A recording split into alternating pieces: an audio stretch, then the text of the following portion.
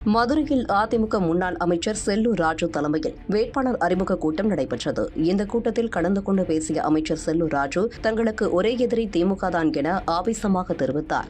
நமக்கு எதிரிகள் என்பது யார் என்றால் திமுக தான், வேற யாருமே இல்லை.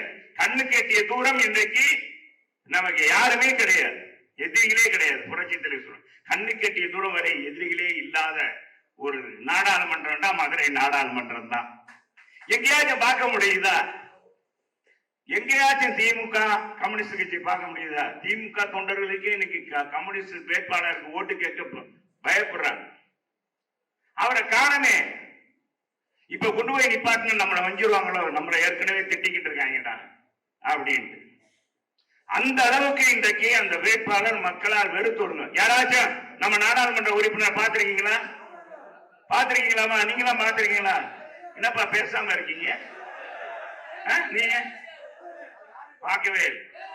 5 வருஷம் இருந்த திரும்ப எந்த முகத்தை வச்சுட்டு நம்ம ஓட்டு கேட்க வர? செய்திகளை உள்ளது உள்ளபடி தெரிந்து கொள்ள ரெஃப்ளெக்ட் நியூஸை சப்ஸ்கிரைப் பண்ணுங்க.